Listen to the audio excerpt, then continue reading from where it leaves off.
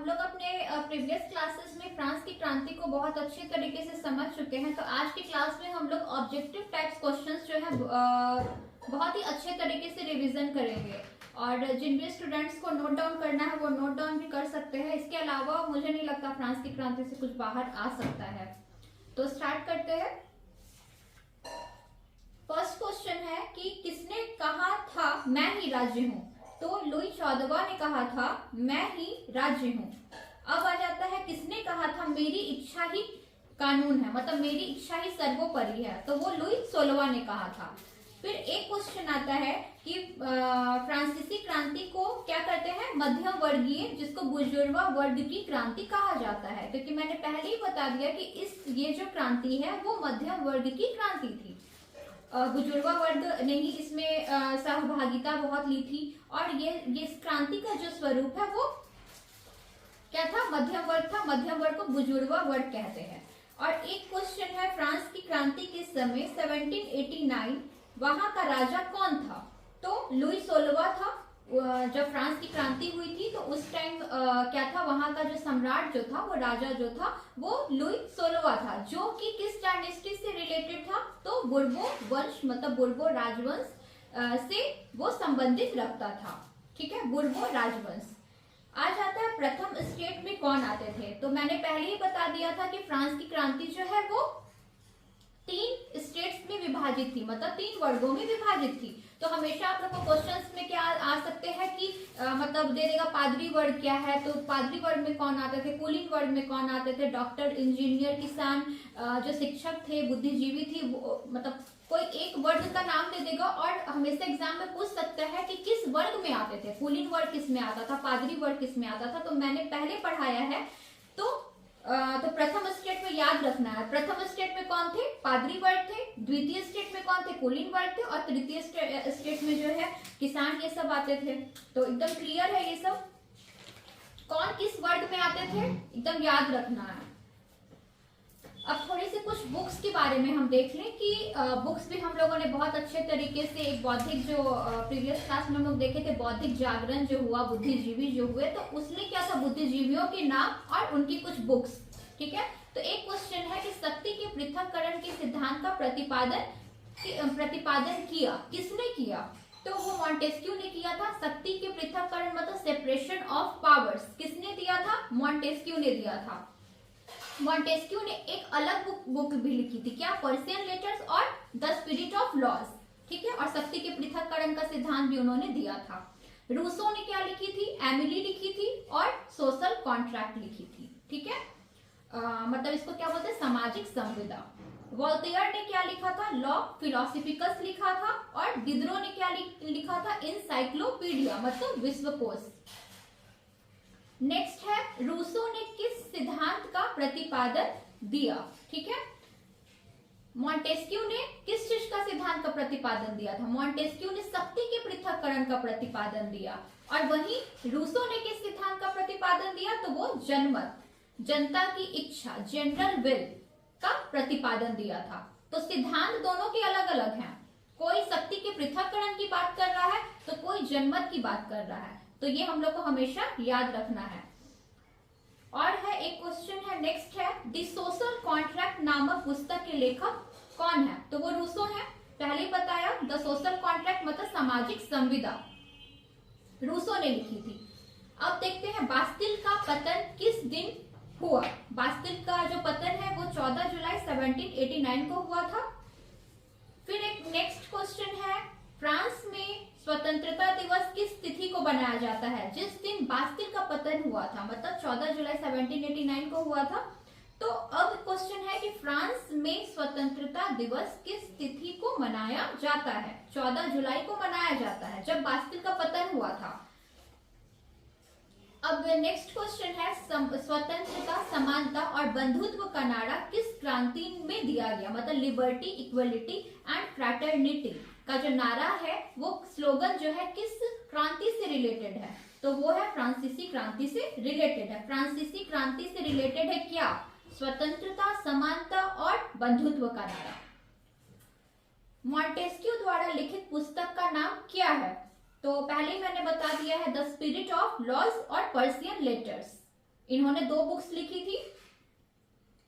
अब है national assembly के लिए मतदान का अधिकार मिला, किसको मतदान का अधिकार मिला? तो सक्रिय नागरिक को मिला था मतदान का अधिकार, पहले ही मैंने बता दिया है। पहले अब प्रीवियस क्लास में मैंने जो पढ़ाया है सक्रिय नागरिक और निष्क्रिय नागरिक, ठीक है। तो सक्रिय नागरिक को मतदान का अधिकार मिला था। और है 1789 की क्रांति के बाद फ्रांस में किस प्रकार की शासन व्यवस्था स्थापित की गई? संवैधानिक राजतंत्र की स्थापना की गई।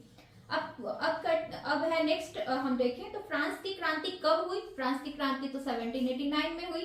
फिर है लुई 16वां गद्दी पर कब बैठा था? लुई 16वां जो है फ्रांस की गद्दी पर कब बैठा? तो 1774 में लुई 16वां फ्रांस की गद्दी पर बैठा।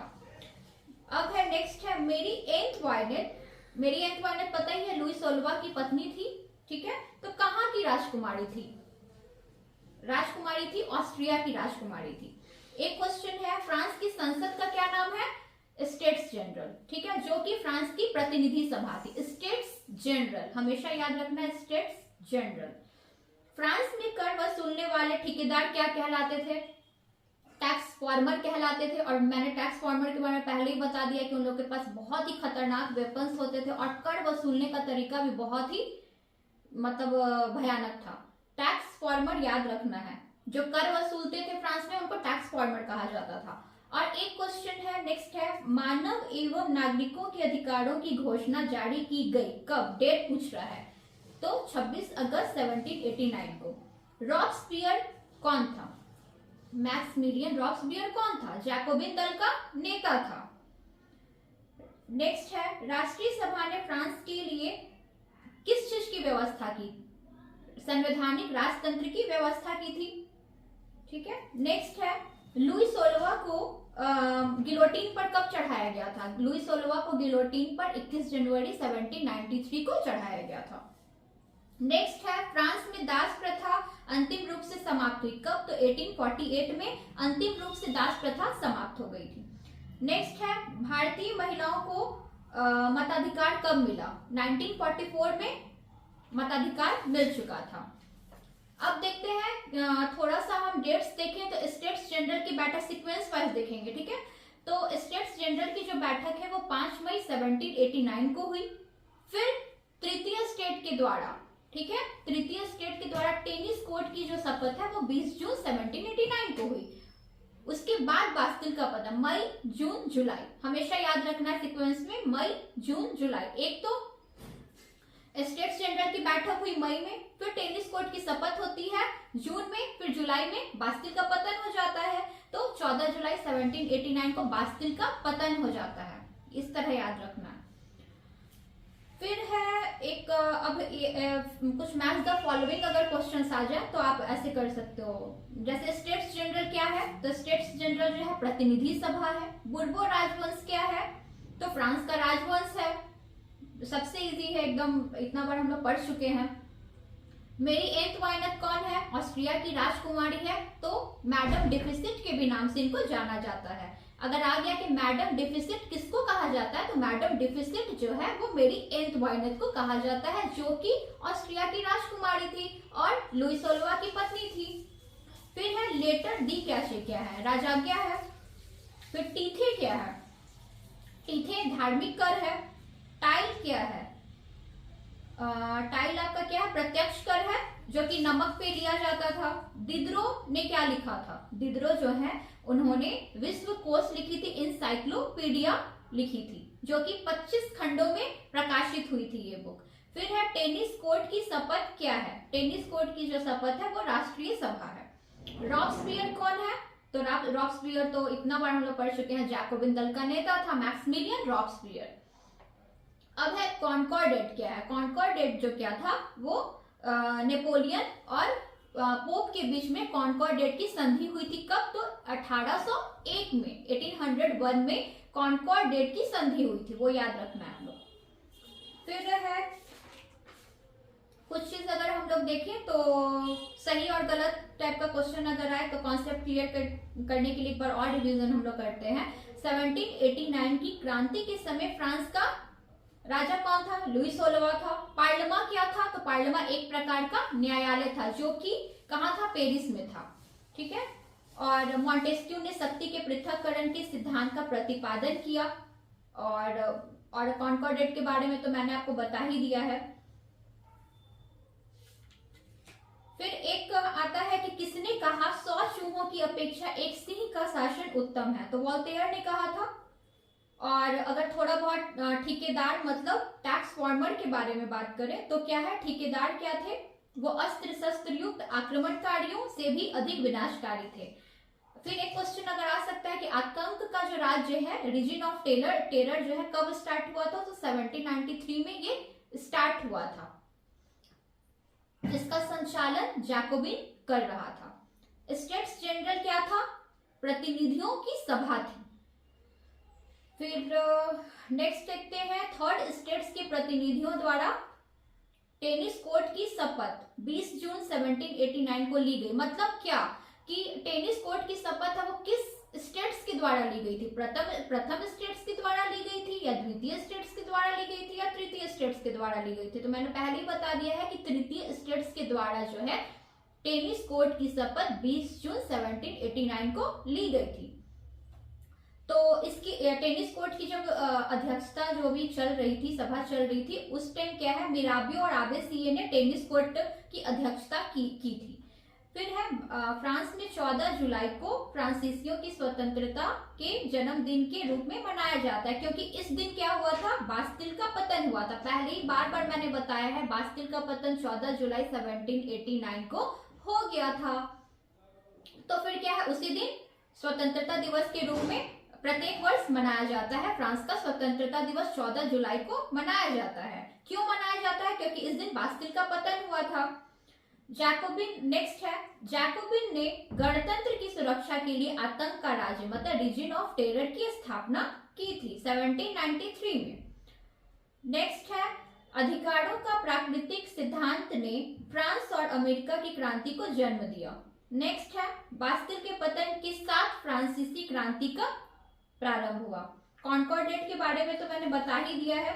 नेक्स्ट है, 1804 में नेपोलियन कोड को लागू किया गया, जो कि नेपोलियन की विधि संहिता है, कानून संहिता है। ठीक है। उसके बाद वाटरलू का युद्ध कब हुआ था? तो 1815 में हुआ था। पुरातन नेक्स्ट है, पुरातन व्यवस्था 1789 की फ्रांसीसी क्रांति की पूर्व की स्थिति को कहते हैं। फ्रांसीसी क्रांति के पहले क्या थी? पुरातन व्यवस्था थी। तो जब फ्रांस की क्रांति हो जाती है तो एक नव युग का शुरुआत हो जाता है, और बहुत सारे जो भी प्रॉब्लम्स थे उसको क्या होता है, इराडिकेट किया जाता है। टीथे जो है, मैंने बता दिया था, टीथे जो है एक तरह का धार्मिक कर था जो कि पादरियों के द्वारा वसूला जाता था। तो क्वेश्चन अगर आ जाए कि टीथे किसके द्वारा वसूला जाता था, तो वो पादरियों के द्वारा वसूला जाता था। फिर है, लुई 16वां को गिलोटीन पर चढ़ाने का निर्णय किसने लिया था? तो कन्वेंशन ने निर्णय लिया था। नेक्स्ट देखते हैं, तृतीय स्टेट के प्रतिनिधियों द्वारा प्रसिद्ध टेनिस कोर्ट की शपथ कब ली गई? 20 जून 1789 को ली गई। नेक्स्ट है, फ्रांस में क्रांति के समय बुर्बो शासकों की राजधानी कहाँ थी? वर्साय थी। नेक्स्ट है, फ्रांस की क्रांति का तात्कालिक कारण क्या था? आर्थिक संकट था। आर्थिक संकट से लोग जूझ रहे थे, तो वो एक तात्कालिक कारण बनता है। और नेक्स्ट है, वही है, फ्रांस में ओथ ऑफ टेनिस कोर्ट कब ली गई? तो 20 जून 1789 को ली गई। नारा भी हो गया है लिबर्टी, इक्वलिटी एंड फ्रैटर्निटी का, जो कि फ्रांस की क्रांति से रिलेटेड है। फिर है नेक्स्ट है, जैकोबिन ने गणतंत्र की सुरक्षा के लिए किसकी स्थापना की? तो आतंक के राज्य रीजन ऑफ टेरर की स्थापना की, वो भी मैंने बताया, पहले बता चुके हैं। और जिस सिद्धांत ने फ्रांस और अमेरिका की क्रांति को जन्म दिया वह क्या है? तो अधिकारों का प्राकृतिक सिद्धांत। किसने लिखा है कि मनुष्य स्वतंत्र पैदा हुआ किंतु हर जगह वह जंजीरों से जकड़ा हुआ है? तो रूसो ने कहा था। रूसो ने क्या कहा था कि मनुष्य जो है वो स्वतंत्र पैदा हुआ है किंतु हर जगह वो जंजीरों से बंधा हुआ है। Man is born free but everywhere he is in chains. तो इसीलिए रूसो ने क्या कहा था कि मतलब मनुष्य जो है स्वतंत्र पैदा हुआ है, अतः वो क्या करे, लेकिन वो क्या है, हर जगह से जंजीरों से जकड़ा हुआ है, तो इस जंजीरों को वो क्या है, तोड़ने की बात कहते हैं। तोड़ेगा कब इंसान, जब मतलब मानसिक तौर पे वो चेतना उसमें जागृत होगी, तब उसको पता चलेगा कि हमारे अधिकारों का हनन हो रहा है। तो रूसो ने क्या किया, अपनी बुक्स के जरिए जो है अवेयर किया लोगों को। और पहले ही मैंने बता दिया है, रूसो की जो बुक है वो सामाजिक संविदा है, सोशल कॉन्ट्रैक्ट है, वो एकदम आप लोग को याद रखना है। और पहले ही मैंने बताया कि सामान्य इच्छा जो है जनरल विल है, जो कि रूसो से रिलेटेड है।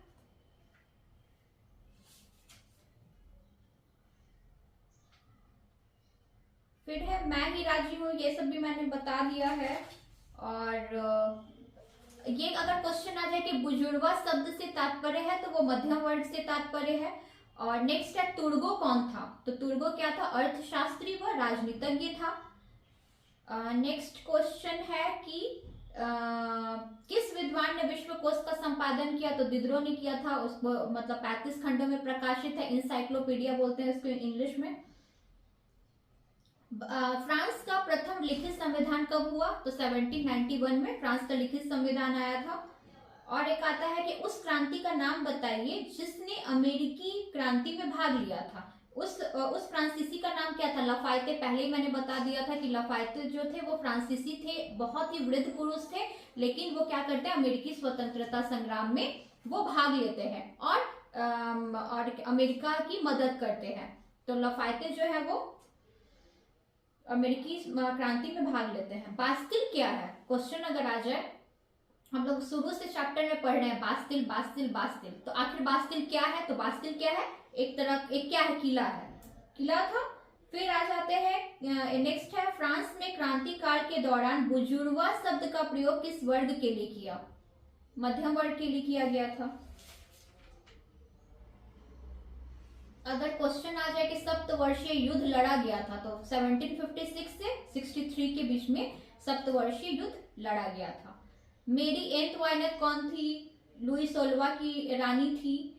और नेक्स्ट क्वेश्चन है धर्माधिकारियों द्वारा जनता से कौन सा कर वसूला जाता था, तो टीथे वसूला जाता था। पादरी वर्ग जो है वो वसूलते थे, जो कि एक धार्मिक कर था। नेक्स्ट है स्टेट्स जनरल की बैठक कितने वर्षों के अंतराल के बाद बुलाई गई थी, मैंने बार बार उस चैप्टर में बताया 175 वर्षों के 175 वर्षों के बाद जो है स्टेट्स जनरल की बैठक बुलाई गई थी। नेक्स्ट है फ्रांस में बास्तिल जेल का पतन कब हुआ, 14 जुलाई 1789 को हुआ। नेक्स्ट है फ्रांस का राष्ट्रीय दिवस कब मनाया जाता है, 14 जुलाई को मनाया जाता है। बुर्बो वंश ने किस देश पर शासन किया, फ्रांस में किया। फिर है नेक्स्ट है फ्रांस में आतंक का राज्य का काल क्या था, तो 1793 से 94 था। नेक्स्ट है फ्रांस की न्यायपालिका को क्या कहा जाता था, पार्लिमा कहा जाता था। पार्लिमा एक प्रकार का न्यायालय था। लेटर दी कैशेट कुलीनों को प्राप्त था, क्या पता ही है, लेटर दी कैशेट क्या था, राजाज्ञा था, एक तरह का क्या था, विशेषाधिकार था, पहले ही मैंने बता दिया है। नेक्स्ट है फ्रांस में जैकोबिन दल के विरोधियों को मृत्यु दंड हेतु प्रयुक्त यंत्र को क्या कहा जाता है, गिलोटीन के बारे में। गिलोटीन एक प्रकार का यंत्र था, मैंने बता दिया है, फिर से एक बार सुन ले कि गिलोटीन फ्रांसीसी क्रांति के दौरान आतंक के राज्य में अपने विरोधियों को मृत्यु दंड देने के लिए काम में ली गई एक मशीन थी। 2 खंभों के बीच लटकने वाली इस मशीन पर रखकर अपराधी का सिर धड़ से अलग कर दिया जाता था। इस मशीन का नाम इसके आविष्कार को डॉक्टर गिलोटीन के नाम पर दिया गया है। तो गिलोटीन क्या है, एक प्रकार का यंत्र है जिससे अपराधियों को क्या है, दंड दिया जाता था। नेक्स्ट है आतंक के शासन को कौन से दल का समर्थन प्राप्त था, जैकोबिन, पता ही है, जैकोबिन दल का नेता मैक्सिमिलियन रॉब्सपियर था। नेक्स्ट है फ्रांस का राजमहल किस स्थान पर स्थित था, तो वर्साइल में स्थित था। नेक्स्ट है कौन सा वर्ग फ्रांस में गणतंत्र का समर्थक था, जैकोबिन था।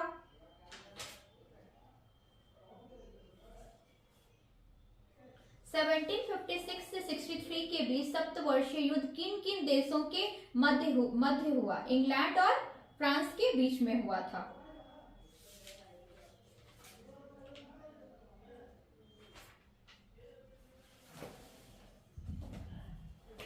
नेक्स्ट अगर हम देखें तो लुई 16वां की पत्नी तो हो ही गया, मेरी एंटवाइना जो है वो ऑस्ट्रिया की राजकुमारी थी।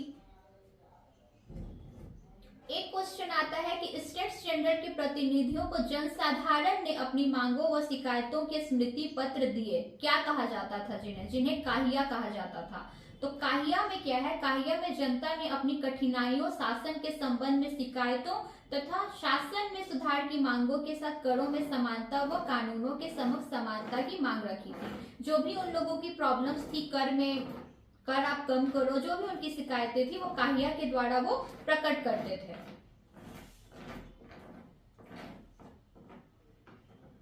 और एक है, जैसे मैंने बताया कि मानव अधिकारों की घोषणा जो है वो 26 अगस्त 1789 को हो गई थी, लेकिन इसका प्रारूप किसने तैयार किया था? तो इसका प्रारूप जो है लाफायते ने तैयार किया था। और कुछ जिरोंदिस्ट के बारे में कोई सही कथन है कि जिरोंदिस्ट के विषय में सही कथन अगर बोले तो यह क्या था? जैकोबिन दल का ही उग्र क्रांतिकारी गुट था। इसके अधिकांश सदस्य जिरोंद प्रांत से संबंधित थे और इनका प्रमुख नीति संचालक ब्रिस्ट था। ठीक है, जिरोंद प्रांत से संबंधित होने के कारण इन्हें जिरोंदिस्ट कहा जाता था, जो कि मैंने पहले बताया कि फिर क्या होता है, जैकोबिन जो थे और जिरोंदिस्ट में क्या होता है, मतलब अलगाव की नीति पैदा हो जाती है। ठीक है, उसके बारे में पहले ही मैंने बता दिया है।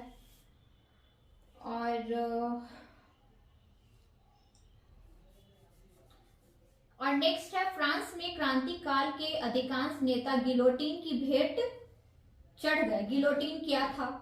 तो गिलोटीन मृत्यु दंड देने का उपकरण था, मशीन था।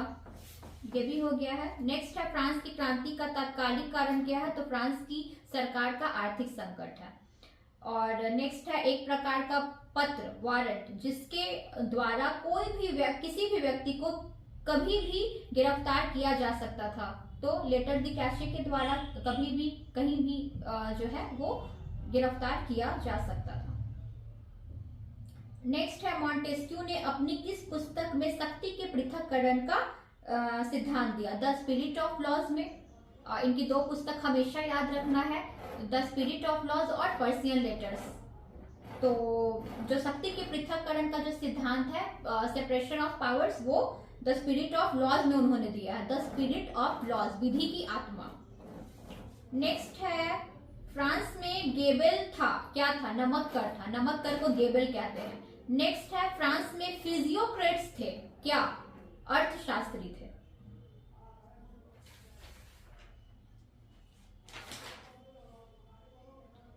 नेक्स्ट क्वेश्चन है, 15 अगस्त 1769 को नेपोलियन का जन्म हुआ, कहाँ? तो कोर्सिका में हुआ था। तो कोर्सिका द्वीप में जो है वो नेपोलियन का जन्म हुआ था। नेपोलियन प्रथम कॉन्सल कब बना था? 1799 में बना था प्रथम कॉन्सल। नेक्स्ट तो मैंने बता दिया है, नेपोलियन और पोप के बीच में जो है वो कॉन्कॉर्डेट की संधि हुई, जो कि एक धार्मिक समझौता था। नेक्स्ट है, वाटरलू के युद्ध में, वाटरलू का युद्ध 1815 में हुआ था। हार जाने के बाद नेपोलियन को निर्वासित कर दिया गया था। निर्वासित करने के बाद नेपोलियन को सेंट हेलेना में भेजा गया था। नेपोलियन बोनापार्ट का जो जन्म है वो कोर्सिका में हुआ है, लेकिन उसको निर्वासित कहाँ किया गया था? सेंट हेलेना में किया गया था। तो कंफ्यूज नहीं होना है, कोर्सिका में जन्म हुआ था और सेंट हेलेना में उसको निर्वासित कर दिया गया था। कब? वाटरलू की युद्ध के बाद उसको जो है भेज दिया गया था सेंट हेलेना में।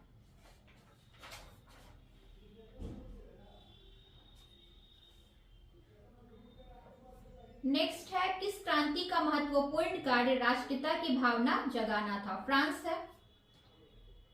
और फ्रांस में प्रथम गणतंत्र की स्थापना हुई 1792 में।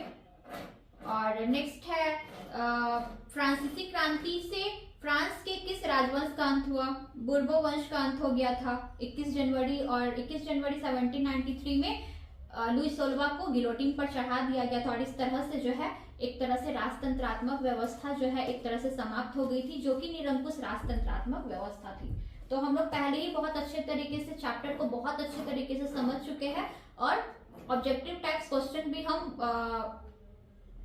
रिवाइज कर चुके हैं। और इस वीडियो को जो है बार बार देखो, जिससे रटने की जरूरत नहीं पड़ेगी। और मैंने एकदम तोड़ तोड़ के शब्दों को बहुत अच्छे तरीके से बताया है, जिससे आपको ऑब्जेक्टिव टाइप्स क्वेश्चन जो है आप रटो मत, 2 बार 3 बार 4 बार वीडियोस देखो और जिससे दिमाग में आपके एकदम बैठ जाए। तो नेक्स्ट क्लास में हम लोग बहुत अच्छे तरीके से मिलते हैं।